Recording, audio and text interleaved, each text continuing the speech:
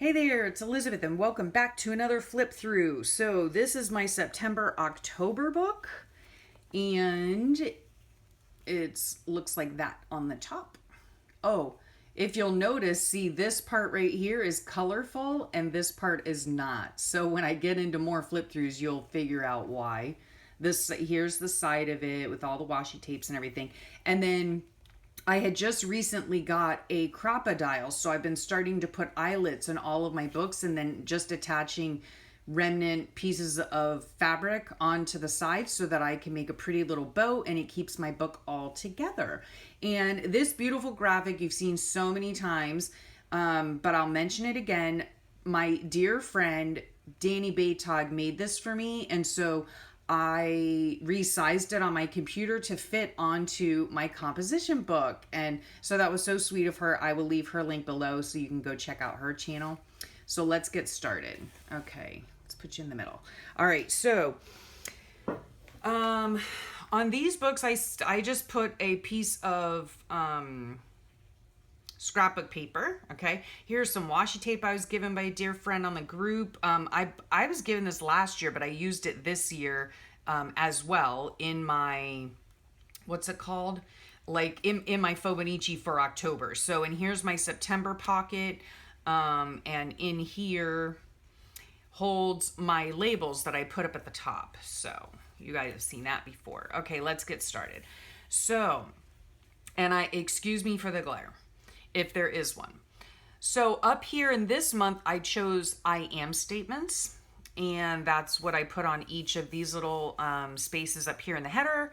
And my husband and I were still down south on our vacation, and it was beautiful. I think we were down there a total of 7 days, and about 4 of those days we were able to go out on the boat. So that was really nice. And so this day was no different. We set out on the boat and it was gorgeous. And yeah, we just had some really beautiful, beautiful days on the reef, the patch reefs. So we decided to fish on some of the patch reefs, and all we caught was a nasty eel. Oh my goodness. Yeah, my husband pulled that thing up, and they are wicked creatures, let me tell you. Just wicked. So we got him off the line finally. I'm not sure if we even got any fish that day. But, oh, there's a picture of an eel down here. But it was really fun just being out on the boat. We had a really great time.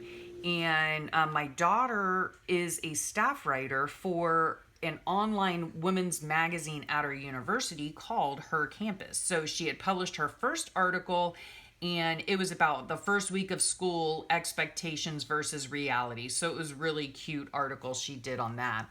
And then on this day here, this was a Saturday. So, oh, yes, this was my beautiful library haul. These are just photocopies. I found a complete set of 1971 My Bookhouse books. It was an entire 12-volume set. They're in mint condition. There is no way I am taking a scissor to them. Nope, nope, nope. I am saving them for my grand gems, should I have any. So that was that, and it was wonderful. And I had gone there and I had gone to the library and I saw the whole set there, but I only had like a couple dollars on me, so I didn't want to take all 12 books and leave this, like silly donation. I always donate to the library because I get so much of my stuff there. And so I only took half of them because originally I thought that I was going to cut them up. Well, once I got them back home and started looking through them, and like I said, they were in mint condition, I said, oh my heavens, I can't cut these up. So then I was kicking myself for not getting the whole set, but I just felt bad, because I didn't have enough to donate. So when we got home, my husband just was, watching me fret, and the poor thing wasn't feeling well, but he said, well, honey, if you want the rest of the books, hopefully they're still there. I'll take you back down there if you want. I said, okay. So we went back down there. Thank goodness they were still there. So I, brought more money from my donation and got them all. And I am so thrilled that I was able to find them. I have been wanting this set of books, let me tell you what, for 20 years, at least 20 years. Oh my goodness, I was so excited. So This day here was Sunday, and let me see. Oh, we went out on the water again. So we were still down in the Keys. Yeah, went out in the water. This is just a magazine clipping. I hope it's not glary. Nope, it's okay. All right, so we headed back up to Elliott Key, which is about an hour boat ride. Um, yeah, but it's a gorgeous boat ride, so I don't mind it at all. Yeah, and oh my gosh, we were trying to find off the coast of Elliott Key. We were trying to find the coral heads that we used to lobster on years and years and years ago. And that was like before we had I think it was before we even had a GPS, maybe. And so we didn't have any of the spots marked. And so, oh my gosh, oh, what a nightmare that was. But we never did find the coral head. We found some coral heads, but we didn't find the main one that we were looking for. And so we marked all the coral heads that we had seen, because under the coral heads are little caves, tiny. I mean, they're tiny. They're like crevices, little caves and nooks and crannies and all that. And the water is about, anywhere from, let's say, 8 feet deep to about 12 feet deep is the deepest my husband can dive. We do not scuba. So, and we gave away our hookah rig a long time ago. So yeah, he can only go down about 12 feet. Anywho, we didn't find anything. We didn't find anything. I was feeling like complete crap that day, but it was fine, I mean, I was sucking it up like I always do, because like I've said before, my husband wants to go fishing, and even if we're not feeling well, life still has to be lived. So, yeah. But it was gorgeous day and beautiful ride home. It was lovely. Then our eye was on Irma. Oh my gosh. So the next few pages are our adventures with Irma. And so yeah, I woke up at 7 a.m. Yeah, I was still rocking from the boat because we had been out on the boat consistently like for the previous 4 days. So yeah, my chest was hurting, and now Irma's going on. So yeah, we decided to go ahead and shutter up both houses down there before heading home. And yeah, we came home on this Monday, and Big Handsome sorted his meals, and he was feeling pretty badly in the evening. So yeah, we were starting to get worried about Irma. Then on this day here, Irma was on the Saffir-Simpson hurricane scale, she was at a catastrophic category 5. My husband and I, what was it, 25 years ago, I think now, 25 years ago this past August, my husband and I survived Hurricane Andrew, which was a devastating, catastrophic category 5 that went directly through our hometown, our town that we live in. So we've been there, done that. So I had a lot of errands to run this day. I had to do stuff with the pool, get that situated with the hurricane coming. I had to go to the bank, make sure we had cash out, make sure we had gas in the cars, because people that don't go through hurricanes, I mean, I guess some of you, if you go through blizzards or snowstorms or other things like that, natural disasters, you need to prepare, because inevitably the power is going to go out. If the power goes out, there is no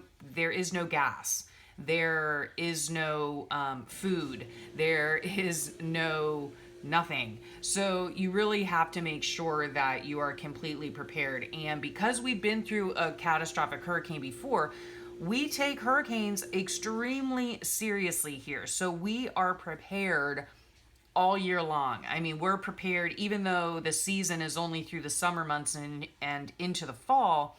We're prepared all the time. So anyway, after I got all those errands run, I got home and I had to carry the heavy shutters out of the shed. I wanted to do that for Big Handsome so he wouldn't have to do it when he got home.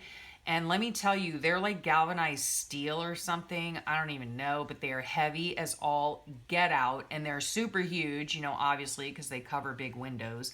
And so I dragged those puppies out. I don't know how many there were. Did I write in here how many there were? I don't even know. a lot. And so I set them up all around the house by the windows so that when my husband got home that night or the next day, all he and my son and I would have to do is just lift him up and wing nut him on. So, anywho, so I did it. I was very proud of myself too for doing that. So there's that day.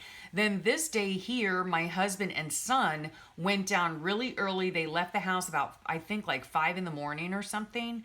And yeah, 5 a.m. And they went down south to prepare both of the houses, put the shutters down on the bungalow and just pick up any little odds and ends and put them away so that nothing would become a flying, projectile. And then they did the same at the hideaway. So they took the downstairs patio TV off the hooks and took that upstairs. They lashed all of the patio furniture together, just, all that kind of stuff. Put the boat up on the davits, all of that. And at this point in time, I believe the Florida Keys were, they were having a non-resident evacuation. Okay, so first, of course, they evacuate all the tourists, and then they go into evacuating the residents, which in this case, they did end up evacuating the entirety of the Keys, which is, let me think, about 106 miles worth of island chain, and all of its residents were asked to evacuate by the end, toward when Irma was really going to rear her ugly head. So that was that. Then this day here, I got this lovely card from Karen in Australia, and it's just so beautiful. This is the artist that does these beautiful cards. So there is her website. You can go and order, I'm guessing. They are just gorgeous. I mean, look at that. So brightly colored, so beautiful. So that was very nice of her. Sorry for my chair. On this day, it was quite the emotional day because we were actually deciding whether or not we were going to flee the storm. My husband and I had decided years ago back at Andrew, we would never go through a catastrophic storm again, much less put our kids through it. It is frightening. It's a frightening experience. So that day, the kids and I, Big Handsome was at work, so the kids and I reduced our lives into 4 copy boxes to take with us. It's like that thing, where, if you were to leave home and never to return, what things would you take? Well, we decided on 4 copy boxes was all that we were going to take. And those were, of course, they were packed with things that are irreplaceable, And then we just, prepared the rest of the house as best as we could. Of course, the north house, that's the house that we were staying in at the moment, and everything was packed. Everything was packed. We were ready to go if, in fact, we were going to go, and we were just all prepared either to stay or to go. So that it was busy. All right, let me tell you that. So obviously on this day, on Friday, we chose to flee. So we went up at that point in time, Irma was tracking to come through the Keys and then skirt up the east coast of Florida. So we decided, in all of our brilliance, to go north and west to the west coast of Florida. So we left at 4 a.m. The traffic wasn't too bad. The only problem that we ran into was finding hotels because everyone and their brother, of course, the entirety of the Keys had been evacuated. Parts of our county and the next county up, I believe maybe, had been evacuated. So you've got thousands, tens of thousands probably, I don't even know, like a lot of people traveling northward. So the problem that we had was finding a hotel that was even taking people in or even had any rooms available. Oh my heavens, I think I called places all the way up into from Mobile, Alabama on the west, all the way to Georgia, like Atlanta, Georgia, and parts east on the eastern side, and all parts of Florida and all that area in between. Nothing, nada, no. Okay, so we did finally find one place, but it was right on the Gulf in a little town called Hudson that was under evacuation. Ugh.